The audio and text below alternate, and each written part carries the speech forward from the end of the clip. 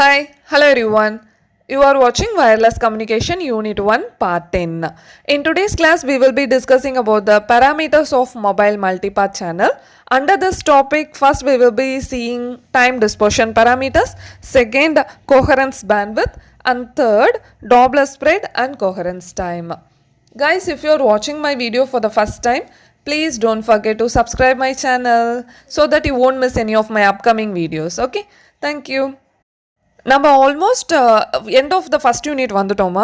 One of the important topic in this unit, either நீங்கள் சப்டிவிஷனில் இந்த பேராமீட்டர்ஸ் எக்ஸ்பிளைன் பண்ண சொல்லி கேட்கலாம், இல்லை கொஞ்சம் கொஸ்டின் பேப்பர் டஃப்பாக செட் பண்ணும் அப்படின்னு டிசைட் பண்ணிட்டாங்கன்னா கண்டிப்பாக நீங்கள் இந்த ஏரியாவிலேருந்து நீங்கள் ப்ராப்ளம் எக்ஸ்பெக்ட் பண்ணலாம். ஓகே, ஸோ மேக்ஸிமம் நான் தேரியும் இந்த வீடியோலேயே கம்ப்ளீட் பண்ணிவிட்டு உங்களுக்கு ப்ராப்ளமும் டைம் இருந்தால் இந்த வீடியோலேயே உங்களுக்கு சொல்கிறேன், இல்லைனா ப்ராப்ளம் வந்து நம்ம ஒரு நெக்ஸ்ட் வீடியோவில் நம்ம எடுத்துக்கலாம். ஓகே, ஸோ இப்போ வாங்க எதுக்காக இந்த பேராமீட்டர்ஸ் நான் படிக்கணுங்கிறத ஃபஸ்ட்டு தெரிஞ்சுக்கலாம்.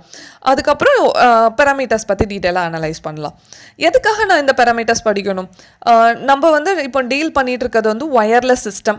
ஸோ ஆஸ் யூஷுவல் நமக்கு தெரிஞ்சது தான், டிரான்ஸ்மீட்டர் வந்து எல்லா டைரக்ஷன்லேயும் வந்து சிக்னல்ஸை டிரான்ஸ்மிட் பண்ணும். ஏர் தான் வந்து இங்கே மீடியமாக ஆக்ட் ஆகுது. ஒயர்டு கம்யூனிகேஷனாக இருந்ததுன்னா டிரான்ஸ்மீட்டருக்கும் ரிசீவருக்கும் நடுவில் ஒரு ஒயரோ இல்லை கேபிளோ வந்து இருக்கும்.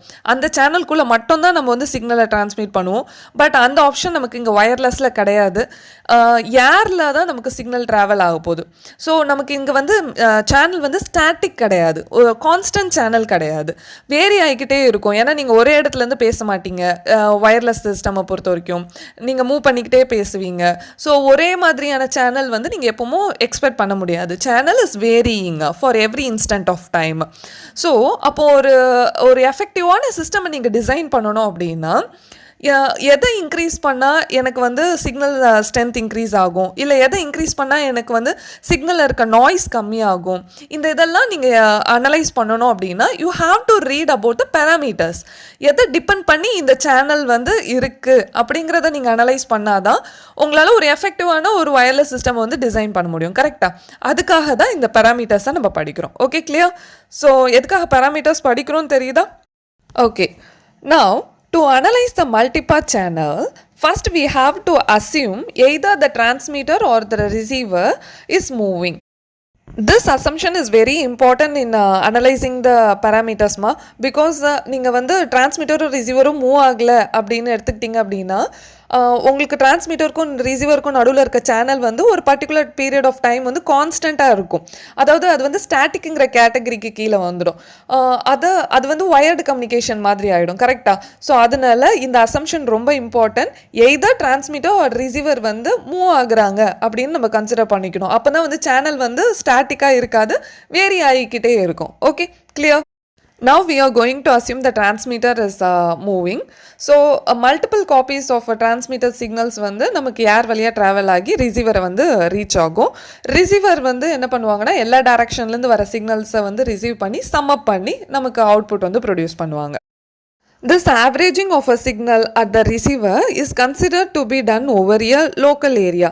That is, the transmitter and the receiver are not separated by a large distance. டிரான்ஸ்மிட்டருக்கும் ரிசீவருக்கும் வந்து ஸ்மால் செப்பரேஷன் தான் இருக்குன்னு நம்ம கன்சிடர் பண்ணிக்கிறோம். ஓகேம்மா? இந்த அனலைசஸ் எல்லாமே வந்து ஸ்மால் ஸ்கேல் ப்ரொபகேஷனுக்கு கீழே தான் வருது.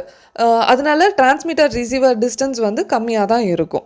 இந்த லோக்கல் ஏரியாவை வந்து ரெண்டாக கிளாஸிஃபை பண்ணலாம். ஒன்று வந்து இன்டோர், இன்னொன்று வந்து அவுட்டோர். அதாவது ரிசீவர் வந்து எய்தர் இன்டோரில் இருக்கலாம் இல்லை அவுட்டோரில் இருக்கலாம். 2 மீட்டருக்கு கம்மியாக இருக்கிறது எல்லாமே வந்து இன்டோர்னு சொல்லுவோம். 6 மீட்டருக்கு கம்மியாக இருக்கிறது எல்லாமே 2 மீட்டருக்கு மேலே 6 மீட்டருக்கு கீழே இந்த ஏரியா வந்து எல்லாமே அவுட்டோர்னு சொல்லுவோம். ஸோ ரிசீவர் வந்து எய்தர் உங்களுக்கு இன்டோரில் இருக்கலாம் இல்லை அவுட்டோரில் இருக்கலாம். Okay, clear? Now we are going to derive the multipath channel parameters from power delay profile, shortly called as a PDF. Power delay profile is nothing but a graph drawn between the power and the delay. இப்போ நமக்கு ரிசீவரில் வந்து எல்லா டைரக்ஷன்லேருந்து நமக்கு சிக்னலை receive பண்ணணும்னு சொன்னோம் இல்லையா? Receive ஆகிற சிக்னல் எல்லாமே வந்து ஒரே டைமில் அட் அ டைமில் நமக்கு ரிசீவரை வந்து ரீச் ஆகுமா? கண்டிப்பாக கிடையாது. ஏன்னா நீங்கள் டிரான்ஸ்மிட் பண்ணுற சிக்னல் சில சிக்னல் அப்டக்கில் இல்லைனா ஸ்ட்ரெயிட்டாக வந்து ரீச் ஆகும், அது ஃபஸ்ட்டு வரும். இல்லை சில சிக்னல் வந்து லாங்கஸ்ட் பார்த்து ட்ராவல் பண்ணலாம், சில சிக்னல் பில்டிங்ஸ் மேலே பட்டு ரிஃப்ளெக்ட் ஆகி கொஞ்சம் லேட்டாக வரலாம். ஸோ வேறு டைமில் தான் உங்களுக்கு எல்லா சிக்னல்ஸும் வந்து ரீச் ஆகும் ரிசீவரில். ஸோ ஒவ்வொரு ஃபஸ்ட்டு வர வர சிக்னலை வந்து நீங்கள் டைம் T1 நோட் பண்ணிக்கோங்க. அந்த T1ல் உங்களுக்கு ரிசீவ் ஆன சிக்னலோட பவர் எவ்வளவு அதை நோட் பண்ணிக்கோங்க. ஓகே, இது ஒன்று. நெக்ஸ்ட் அடுத்து வரது வந்து T2. அந்த T2ல எவ்வளோ பவர் ரிசீவ் ஆச்சு. அடுத்தது T3. அப்படி ஒரு பர்டிகுலர் பீரியட் ஆஃப் டைம் வரைக்கும் நீங்கள் நோட் பண்ணணும். இந்த டைம் டிலேக்கும் பவர் ரிசீவ் ஆனதுக்கும் நீங்கள் வரைகிற கிராஃபை தான் என்னன்னு சொல்லுவோம்னா பவர் டிலே ப்ரொஃபைல் அப்படின்னு சொல்லுவோம். ஓகேம்மா, கிளியராக இருக்கீங்களா? இந்த பவர் டிலே ப்ரொஃபைல் யூஸ் பண்ணி தான் நம்ம பேராமீட்டர்ஸ் எல்லாத்தையும் வந்து நம்ம டிரைவ் பண்ண போகிறோம். இந்த கிராஃப்லேருந்து தான் நம்ம வந்து அனலைஸ் பண்ண போகிறோம். Okay, the power of the signal and the time delay is measured by using a channel sounding technique. In the channel sounding technique oda advantage enna we can express the values both in time domain and frequency domain. Neenga time domain liyum express pannalam, frequency domain liyum express panikalam. This is one of the advantage. Okay, channel sounding technique பத்தி நம்ம Rappaport bookல டீடைலா இல்ல. So you don't want to worry about this. என்ன method use பண்ணி நம்ம இந்த delay and பவரை calculate பண்றோம், find out பண்றோம்ங்கறது மட்டும் தெரிஞ்சுக்கங்க by using channel sounding technique. ஓகேமா, இப்போ வாங்க now let us study the different parameters of mobile multipath channel. Main first 3 parameters நமக்கு இருக்கு. First parameter is the time dispersion parameter. Time dispersion parameterல ஒரு subdivisions இருக்கு, ஒரு 3 subdivision இருக்கு. First is mean excess delay, second one is the RMS delay spread, and third one is the maximum excess delay.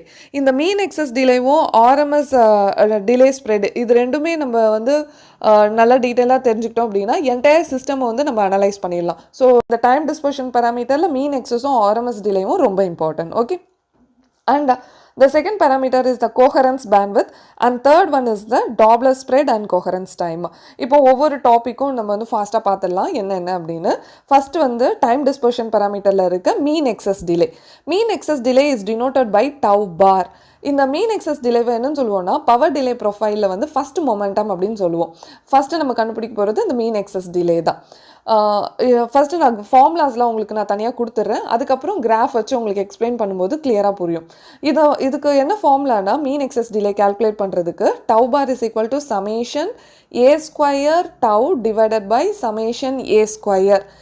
A is nothing but gain, tau is nothing but the delay.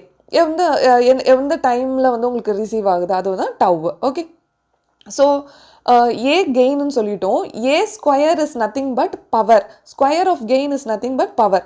அப்போ நான் அங்கே already நம்ம பவருக்கும் gain டைமுக்கும் தானே நம்ம வந்து graph வரைஞ்சிருக்கோம். So கெயினை வந்து நான் பவர்னு ரீப்ளேஸ் பண்ணிக்கலாம். ஏ ஸ்கொயரை வந்து பின்னு ரீப்ளேஸ் பண்ணிக்கோங்க. Power into time. அப்போ ஃபார்முலா எப்படி ஆகிடும்? tau bar is equal to summation power into tau k divided by summation power ஆயிடும். a ஸ்கொயர் எல்லாமே வந்து பவர்னு நான் ரீப்ளேஸ் பண்ணியிருக்கேன். ஓகேமா, இதுதான் வந்து மீன் எக்ஸஸ் டிலே கால்குலேட் பண்ணுறதுக்கான ஃபார்முலா. இந்த ஃபார்முலா யூஸ் பண்ணி தான் நம்ம சம்ஸ் போடுவோம். ஸோ இந்த ஃபார்முலா நீங்கள் பை ஹார்ட் பண்ணிக்கிறது better. Second one is the RMS delay spread. RMS delay spread is denoted by sigma tau. It is the square root of second central momentum of the power delay profile. அதாவது square root எடுத்து நம்ம இந்த value calculate பண்ணணும். So இதோட formula note பண்ணிக்கோங்க. Sigma tau is equal to square root of tau square bar minus tau bar the whole square. tau bar already நமக்கு tau barனா மீன் excess delay தான். Already நமக்கு அது ஃபார்முலா பார்த்துட்டோம்.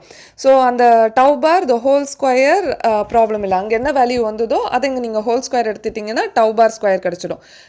tau ஸ்கொயர் பார் கண்டுபிடிக்கிறதுக்கு அங்கே டவுன்னு யூஸ் பண்ண இடத்துல ஃபுல்லாக இப்போ tau ஸ்கொயர்னு நீங்கள் ரீப்ளேஸ் பண்ணணும். அவ்வளோதான், அந்த சின்ன மாடிஃபிகேஷன் மட்டும் தான் பண்ணணும். அப்போ ஃபார்முலா எப்படி கிடைக்கும்னா tau square bar equal to summation power into tau square divided by summation power.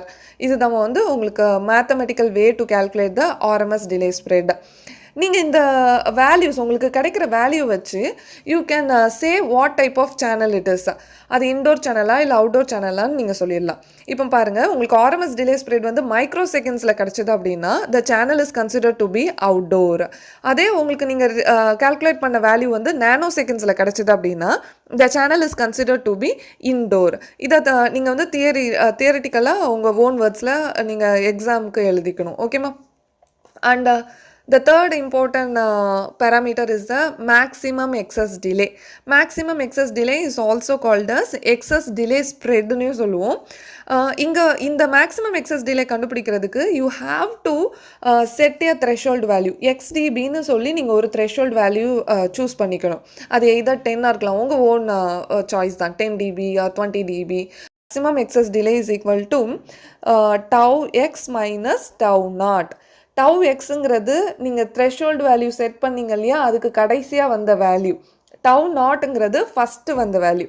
இது ரெண்டுத்தையும் சப்ராக்ட் பண்ணால் உங்களுக்கு மேக்ஸிமம் எக்ஸஸ் டிலே வந்து கிடைக்கும்.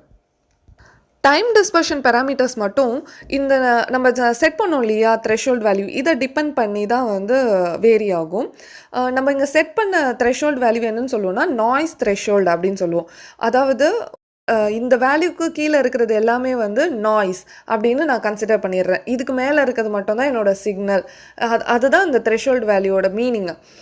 இப்போது ஃபார் எக்ஸாம்பிள் நான் 10 dBன்னு செட் பண்ணுறேன்னா 10 dBக்கு மேலே இருக்கிறது எல்லாம் தான் என்னோடய பவர். 10 dBக்கு கீழே உங்களுக்கு ஏதாவது சிக்னல் ரிசீவ் ஆச்சுன்னா அதெல்லாம் நீங்கள் நாய்ஸ்ன்னு கன்சிடர் பண்ணுங்கன்னு அர்த்தம். ஸோ நீங்கள் இந்த நாய்ஸ் த்ரெஷோல்டு வேல்யூ செட் பண்ணுறீங்க இல்லையா, அதை டிபெண்ட் பண்ணி தான் உங்களோட டைம் டிஸ்பர்ஷன் பேராமீட்டர்ஸோட வேல்யூஸ் எல்லாமே மாறும். ஸோ நீங்கள் இப்போ இந்த த்ரெஷோல்டு வேல்யூ செட் பண்ணும்போது ரொம்ப கேர்ஃபுல்லாக செட் பண்ணணும். The value of the noise threshold should not be too low. At the same time, it should not be too high.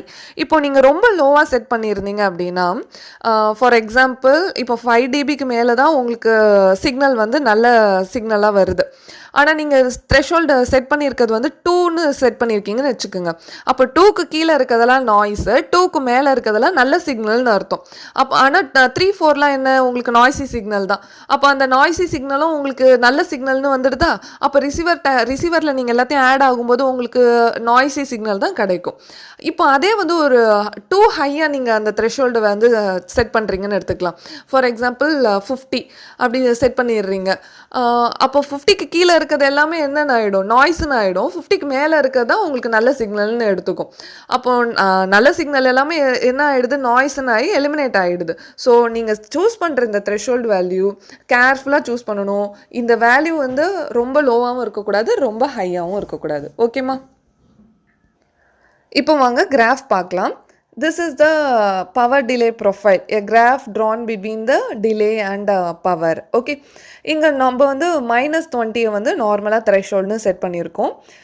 இதில் ஃபஸ்ட்டு அரைவ் ஆகுது இல்லையா, ஃபஸ்ட்டு மொமெண்டம், ஃபஸ்ட்டு அரைவ் ஆகிறத தான் ஏ அப்படின்னு நம்ம சொல்கிறோம்.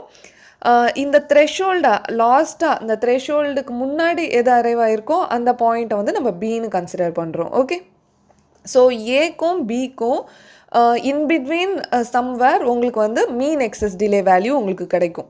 இந்த ஆர்எம்எஸ் டிலே ஸ்ப்ரெட் எந்த ரேஞ்சில் உங்களுக்கு கிடைக்கும்னா, மீன் எக்ஸஸ் டிலே உங்களுக்கு ஃபார் எக்ஸாம்பிள் இப்போ இந்த இடத்துல உங்களுக்கு மீன் எக்ஸஸ் டிலே கிடச்சிருக்கு அப்படின்னா, இந்த மீன் எக்ஸஸ் டிலேலேருந்து இந்த பி வேல்யூ இன்பிட்வீன் திஸ் உங்களுக்கு வந்து ஆர்எம்எஸ் டிலே ஸ்ப்ரெடோட வேல்யூ இருக்கும். ஓகேம்மா? மேக்ஸிமம் எக்ஸஸ் டிலேங்கிறது பி மைனஸ் ஏ, இது ரெண்டுத்தையும் நீங்கள் சப்ராக்ட் பண்ணிங்கன்னா உங்களுக்கு மேக்ஸிமம் எக்ஸஸ் டிலே வேல்யூ கிடைக்கும். இப்போ வந்து சொல்லுங்கள், இப்போ -10 dBயில் வந்து நீங்கள் செட் பண்ணியிருக்கீங்கன்னா எது உங்களோட ஏ? ஃபஸ்ட்டு தான் ஏ, ஏன்னா அதுதான் ஃபஸ்ட்டு ரிசீவ் ஆகிருக்கு. இந்த த்ரெஷோல்டு வேல்யூவில் உங்களுக்கு இதுக்கு முன்னாடி எது வந்து ஹையாக இருக்கோ அதுதான் வந்து பி. இப்போ இது ரெண்டுத்துக்கும் நீங்கள் மைனஸ் பண்ணால் உங்களுக்கு மீன் எக்ஸஸ் டிலே அட் 10 dB கிடைக்கும். ஓகே, ஸோ மீன் எக்ஸஸ் டிலே மட்டும் த்ரெஷோல்டு நாய்ஸ் த்ரெஷோல்டு வேல்யூவை நீங்கள் வேரி பண்ணி பார்த்துக்கலாம். 10 dBயில் இருந்தால் எவ்வளோ இருக்கும், 20 dBயில் இருந்தால் எவ்வளோ இருக்கும்னு நீங்கள் வேரி பண்ணி மீன் எக்ஸஸ் டிலே வேல்யூ கால்குலேட் பண்ணிக்கலாம். ஓகேம்மா? இப்போது கிளியராக இருக்கும்னு நினைக்கிறேன். நான் உங்களுக்கு தியரட்டிக்கல் வேல்யூவாகவும் கால்குலேட் பண்ணியிருக்கோம். அந்த தியரட்டிக்கல் இந்த கிராஃபில் வந்து எந்த இடத்துல அந்த வேல்யூஸ் ஃபால் ஆகும்னு நம்ம பார்த்துருக்கோம். ஓகே, இவ்வளோ தான் time dispersion parameters. Next, second important parameter of a mobile multipath channel is the coherence bandwidth. இந்த coherence bandwidth வந்து நம்ம எதுலேருந்து derive பண்ணுவோம்னா, RMS delay spread கண்டுபிடிச்சோம் இல்லையா, நம்ம ஃபஸ்ட்டே சொன்னேன் RMS delay spread and mean delay, இது ரெண்டு யூஸ் பண்ணி நம்ம ஓவரால் சிஸ்டம் வந்து நம்ம டிசைன் பண்ணிடலாம். ஸோ இந்த coherence bandwidth எதுலேருந்து நம்ம derive பண்ண போகிறோம் அப்படின்னா, RMS delay spread ஃபார்முலாலேருந்து தான் derive பண்ண போகிறோம். அந்த வேல்யூஸ் யூஸ் பண்ணி தான் நம்ம இந்த coherence bandwidth வந்து கண்டுபிடிக்க போகிறோம். Okay, coherence bandwidth is nothing but எந்த பர்டிகுலர் ரேஞ்ச் ஆஃப் ஃப்ரீக்வன்சியில் உங்களுக்கு வந்து சிக்னல் வந்து ஃப்ளாட்டாக வருது. இப்போது இந்த டயக்ராம் எடுத்துக்கோங்க, எப்படி வேணால் நமக்கு இருக்கலாம். இந்த ஏதாவது ஒரு பர்டிகுலர் ரேஞ்ச் ஆஃப் ஃப்ரீக்வன்சியில் மட்டும் உங்களுக்கு சிக்னல் வந்து ஒரே மாதிரி வந்திருக்கணும். அது ஒரு ஃபார் 2 செகண்ட்ஸாக இருக்கலாம், ஒரு 3 செகண்ட்ஸ்க்காக இருக்கலாம், எவ்வளோ டைம் வேணால் இருக்கட்டும். ஒரு பர்டிகுலர் ரேஞ்ச் ஆஃப் ஃப்ரீக்வன்சியில் உங்களுக்கு சேனல் வந்து ஸ்டாட்டிக்காக இருக்கணும். அப் அண்ட் டவுன் வேரியேஷன்ஸ் இல்லாமல் ஒரே மாதிரி சிக்னல் வந்து கிடச்சிது அப்படின்னா அந்த பர்டிகுலர் ரேஞ்ச் ஆஃப் ஃப்ரீக்வன்சியை தான் நம்ம என்னன்னு சொல்லுவோம்னா கோஹரன்ஸ் பேண்ட்வித். F1லேருந்து F2 எந்த ரேஞ்ச் ஆஃப் ஃப்ரீக்வன்சிக்குள்ள உங்களுக்கு சேனல் ஸ்டாட்டிக்காக இருக்கும், எந்த ரீஜனில் உங்களுக்கு சேனல் வந்து ஃப்ளாட்டாக இருக்கும், that frequency range is called as coherence bandwidth. Okay. Coherence bandwidth is expressed in frequency domain. Generally frequency domainல தான் வந்து நம்ம coherence bandwidth வந்து எக்ஸ்பிரஸ் பண்ணுவோம். ஏன்னா ஃப்ரீக்வன்சியை தானே நம்ம கன்சிடர் பண்ணுறோம், ரேஞ்ச் ஆஃப் ஃப்ரீக்வன்சியை தான் கன்சிடர் பண்ணுறோம். அதனால் ஃப்ரீக்வன்சி டொமைனில் தான் நம்ம coherence bandwidth எக்ஸ்பிரஸ் பண்ணுவோம். ஓகே, coherence bandwidth கால்குலேட் பண்ணுறதுக்கு 2 ஃபார்முலா இருக்குமா.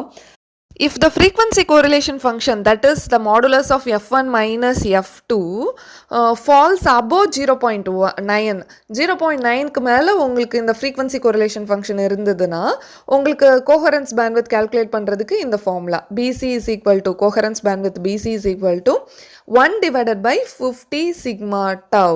Sigma tau என்ன நம்ம பார்த்தோம், RMS delay spread. ஸோ அந்த first RMS delay spread calculate பண்ணிவிட்டு அந்த வேல்யூவை நீங்கள் இதில் சப்ஸ்டிட் பண்ணிங்கன்னா உங்களுக்கு coherence bandwidth வேல்யூ கிடைக்கும். ஓகே, இதே இந்த frequency correlation function modulus of F1 minus F2 வந்து above 0.5 இருந்ததுன்னா, 0.9 கம்மியாக 0.5க்கு மேலே above 0.5 இருந்ததுன்னா உங்களுக்கு coherence bandwidth BC is equal to 1 divided by 5 sigma tauங்கிற ஃபார்முலா யூஸ் பண்ணணும். ஓகேம்மா, இந்த 1 divided by 5 sigma tau formula என்னன்னு சொல்லுவோன்னா 50% of coherence bandwidth of the சேனல்னு சொல்லுவோம்.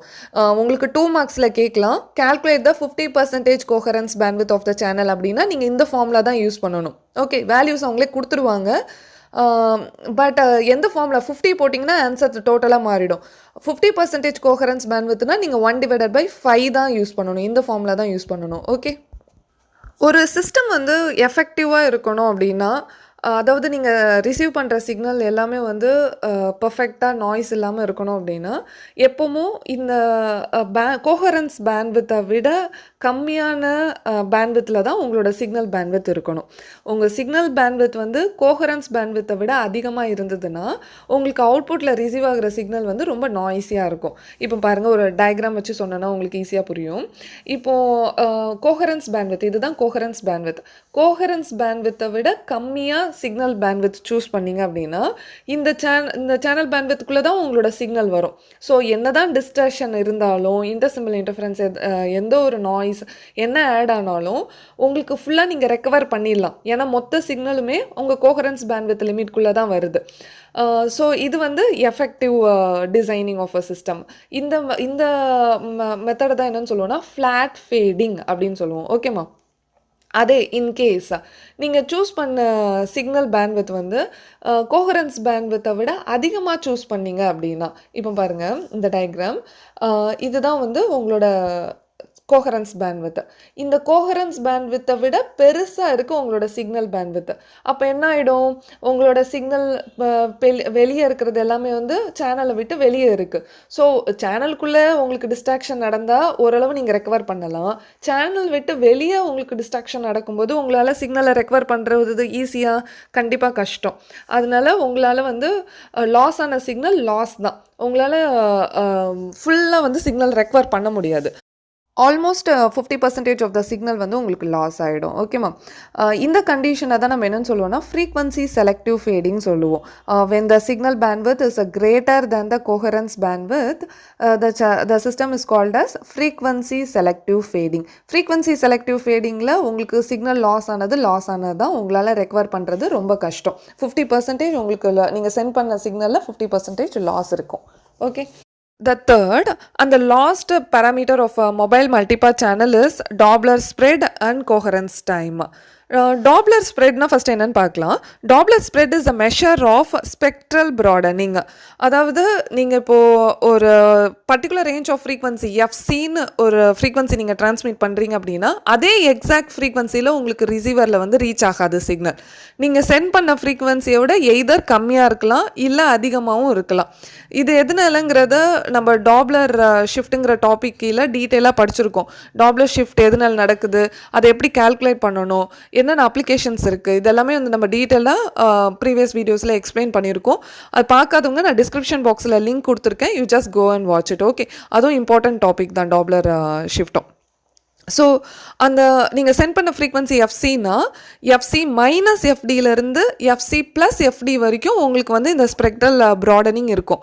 அந்த ஸ்பெக்ட்ரல் ப்ராடனிங்கை தான் என்னென்னு சொல்கிறோன்னா டாப்லர் ஸ்ப்ரெட் அப்படின்னு சொல்கிறோம். ஓகே, மினிமம் எந்த ரேஞ்ச்லேருந்து மேக்ஸிமம் எந்த ரேஞ்ச் வரைக்கும் உங்களுக்கு இந்த ஸ்ப்ரெட் இருக்கும், ஃப்ரீக்வன்சி ஸ்ப்ரெட் இருக்கும், இதை சொல்கிறது தான் வந்து Doppler spread. Okay, the Doppler spread will be in the range of Fc minus Fd to Fc plus Fd. Minimum லந்து maximum இந்த வேல்யூக்குள்ள தான் உங்களுக்கு இருக்கும். Fc is your transmitted signal frequency.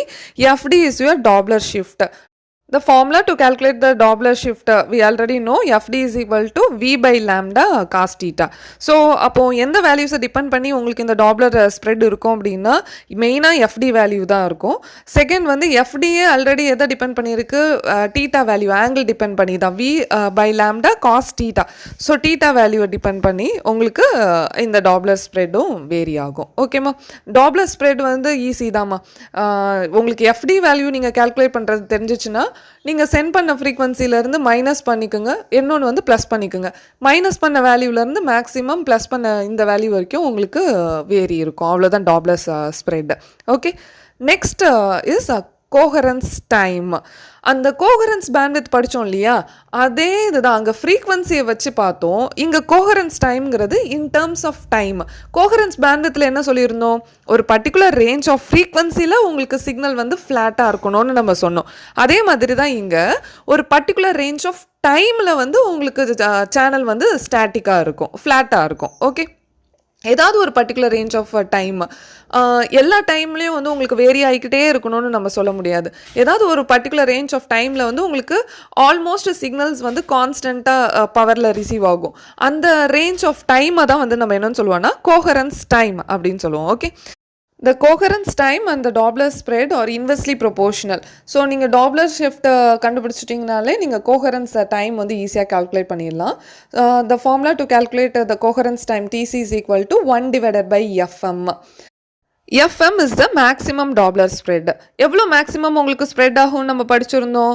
FC plus FD தான் வந்து உங்களுக்கு மேக்ஸிமம் ஸ்ப்ரெட்.